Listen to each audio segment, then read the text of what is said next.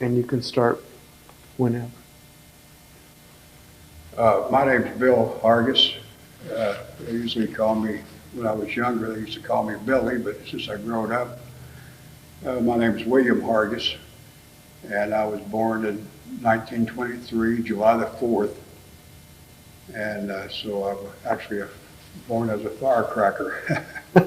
So I want to, I was served in the Navy 6 years prior to World War II. In fact, I went in before Pearl Harbor and stayed in after a year after the war was over, World War II was over. And uh,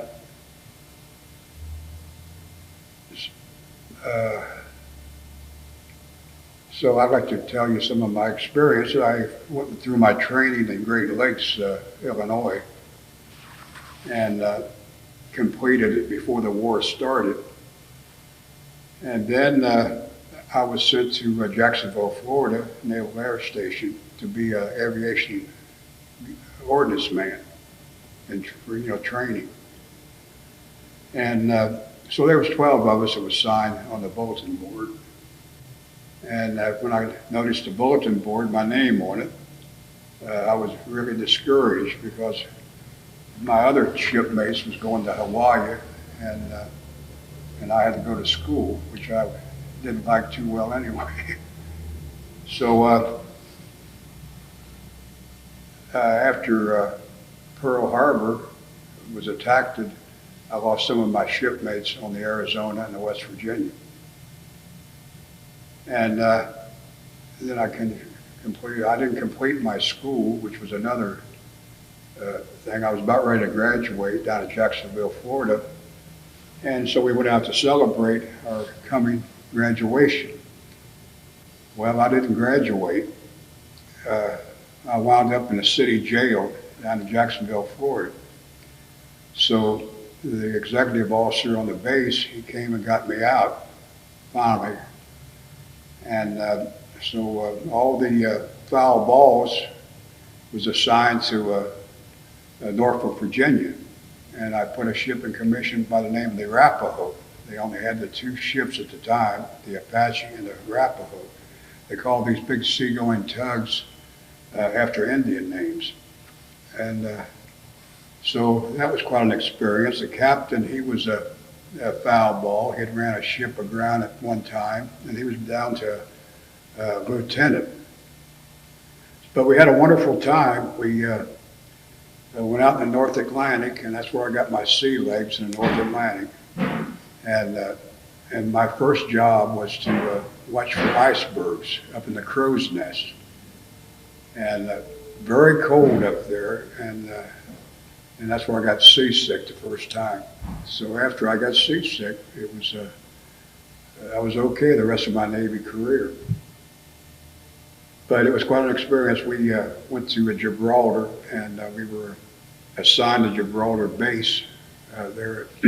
Well, so I said it was solid as a rock in Gibraltar, but inside the rock was all these fighter planes, the British fighter Spitfires. And we were assigned there, and we would go out on call when the Germans would torpedo the cargo ships coming into that area. And our job was to go out and bring them back in if they were still afloat. Well, we did go out and bring this ship by the name of the Owlback back into Gibraltar. And they put a temporary patch on it. And later, we towed it back to Norfolk, Virginia. No, it was Charleston, South Carolina. And that was the longest tow in history at the time. So it took us something like almost 2 weeks to bring it across. I think some days we lost a few miles. So that was one of my earlier experiences in the Navy. And then after that, I got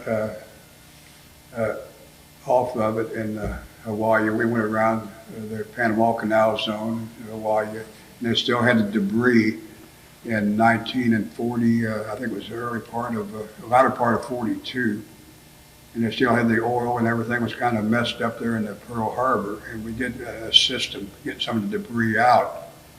But then later on, I was assigned to another ship, and so I was assigned to a brand new destroyer by the name of the Callaghan, Daniel Callaghan. He was a skipper. He was the rear admiral of the fleet down around Guadalcanal, and the captain of this San Francisco was the I can't think of the name right now, but that's beside the point. They built a destroyer, Callaghan, and the other ship. The route I see there. I should have brought my notes with me, but anyway, they built two destroyers, and I was assigned to the Callaghan, named after Daniel Callaghan. He was killed. He was a Medal of Honor winner on the San Francisco. And I stayed on that till we got sunk in Okinawa on July the 29th, 1945. That's one date I do remember because I have it tattooed on my back. So that was quite an experience on the Callaghan. And we had a very good record, and we were the last destroyer sunk in World War II. And the last ship was sunk in World War II was the Indianapolis. That was a cruiser. It was torpedoed by the Japanese. And Captain McVeigh, he was a skipper of the Indianapolis, and they had him court-martialed and broken down in rank. And later in years, he committed suicide because he was so despondent, I guess, for losing his command and rank. But there's a story to that, but I won't get into that. So I guess I can go on with a few stories about the Callaghan. Well, we shot down like 13 suicide planes, and we had one submarine to our credit, and it was with I guess a half a dozen island bombardments. And then one particular incident, we had a kamikaze pilot we picked up. The captain wanted us to pick these two fellows up on the plane where they were hanging on a wing of a bomber. They came in to dive into us with a kamikaze mission. And we happened to be bombarding Okinawa at the time, and we had our guns trained right at the mountain ridge, and this bomber came right down and right on our gun sights. We didn't have any trouble shooting him down at all because it was already firing. So we splashed him down, and there was two pilots there, and we picked up both men. And the one pilot, I guess he was the assistant pilot, but the captain of the plane, Hasegawa, his name was Coral Hasegawa. And we found out later, and then our doctor, he saved his life, but the other fellow, he died.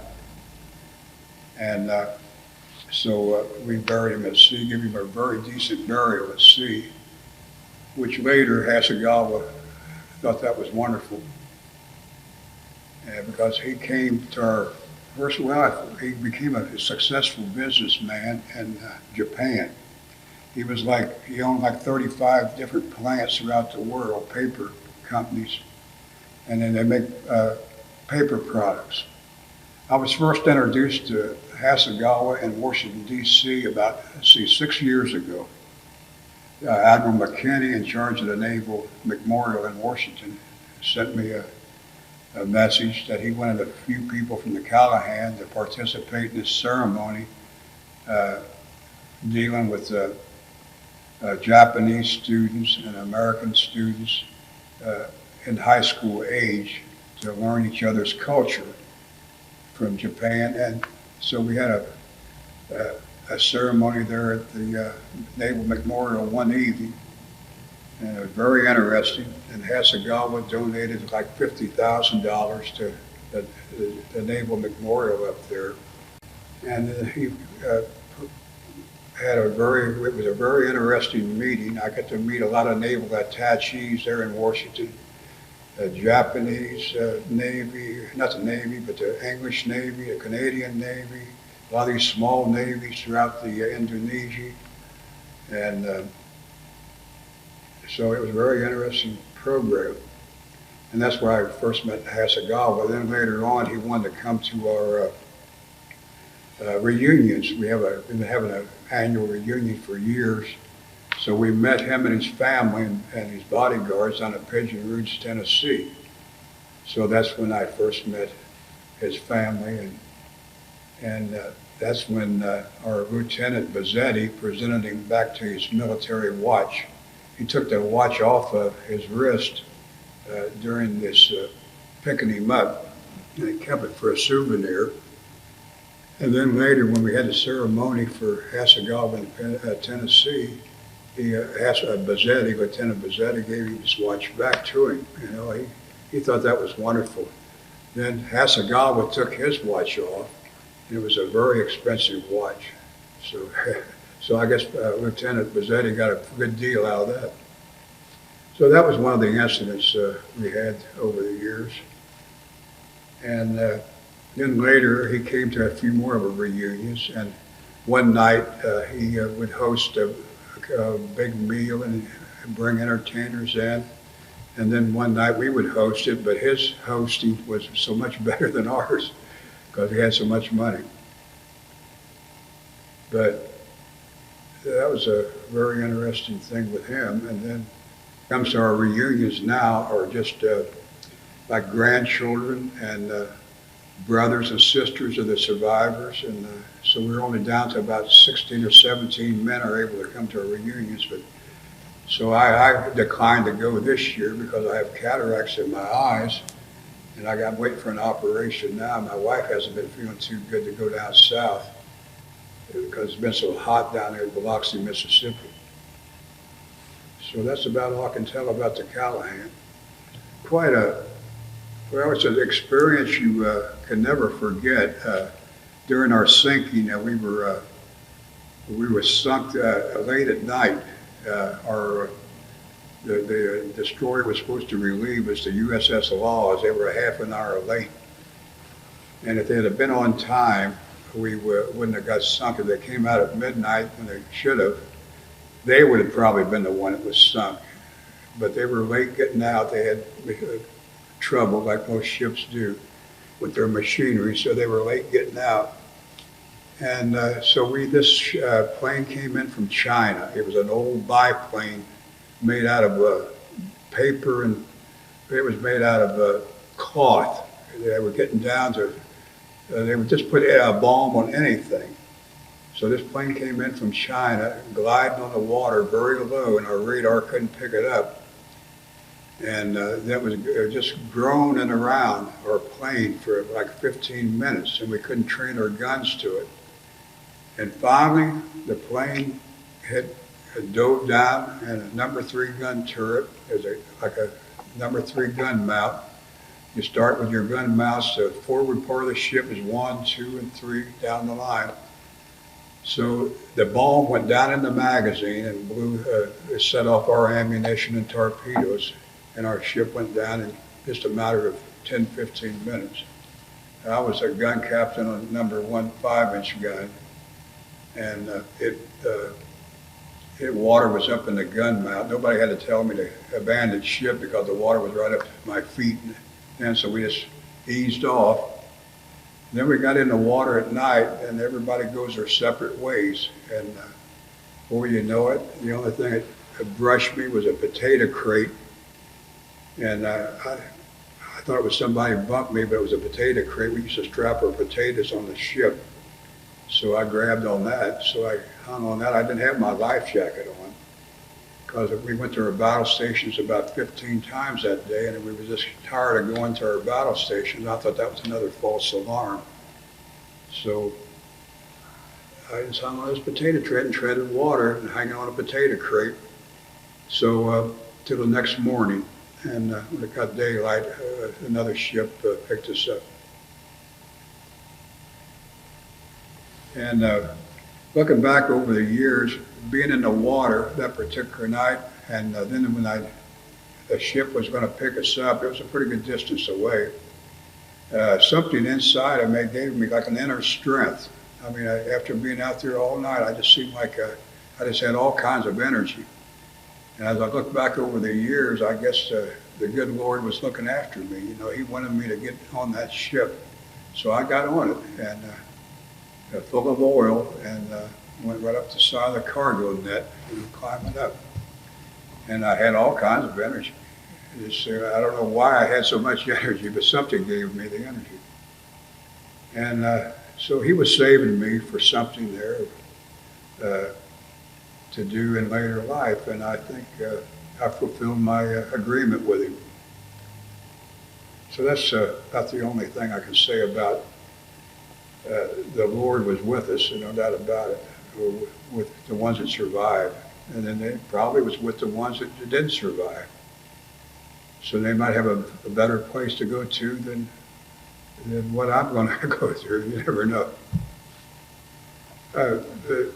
By serving in the military, it affects some people, and other people it kind of boosts them along.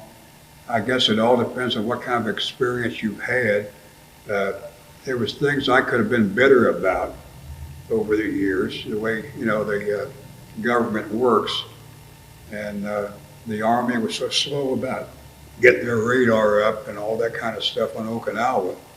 And they were sending ships out there to intercept these planes. And they were protecting the larger ships. You know, the larger ships they wouldn't send out. They were sending these destroyers out, which was less valuable, I guess. And so there's a lot of things you could be bitter about in the government operations, but you don't really know the full picture about the story. But I'm proud of what I've did. I mean, through the years in the military. And in fact, even after the war, I could have stayed in a millionaire's yacht basin in Toledo, Ohio, the rest of my time. But I got tired of that. I had over a year to do in the Navy, and I wanted to go out to sea again. So they sent me out to sea, and I could have been stayed up in that yacht basin and eating 3 big meals a day and taking it easy. But I want to get back to sea again. I kind of missed it. So they sent me out to San Francisco. The commander of the base, he kind of knew how I felt. So I went out on a ship called the Artemis. It was a big cargo ship out right there by the San Francisco Bay, by the prison there, Alcatraz. Yeah, right there by Alcatraz. So I went out there, got aboard, reported to my commanding officer there. And so we had all these scientists and professors. They were waiting to go out to Bikini Lagoon out in the Marshall Islands. And that's where the first atomic bomb test took place, out of Bikini. And so I was out there for all summer. We played ball in Bikini, beautiful island. And they would give us like 3 beers apiece, and the ones that didn't drink, we used to buy their beer for $1 a can. That was a high price at the time. And then we would have a little ball game and our beer out there on the island, a beautiful island. And in the afternoon, that's we usually had that in the afternoon because it was so hot to work. So then we enjoyed ourselves. And then after the atomic bomb test was over, there was 2 tests: the airburst above the target ships and an underwater explosion that set the bomb off in the bottom of a smaller ship called the LCI. It was a landing craft infantry. And I think the underwater explosion was the first test. And then the others, they had all the old battleships out there, the Arkansas, the Pennsylvania. They had a German cruiser there that escaped when they were chasing the Bismarck. And it escaped and went down to South America, and they had turned it down South America. The ship was called the Prince Ogden, or Ogden, or Edgen, or something like that. And so that was one of the test ships too, but they had dozens of different ships out there. And they put all kinds of stuff on the ships. The scientists, they put instruments, animals, and all kinds of soap and Sherman tanks or whatever the government had available. They would put them on these ships to test them out. the ones that survived, and then say had an underwater unit went down and got some of the material uh, from the bottom later on. And that was quite an experience, so I don't want to go into too much detail about that, but it did raise a column of water. We were 10 miles away, and they gave us some good protection.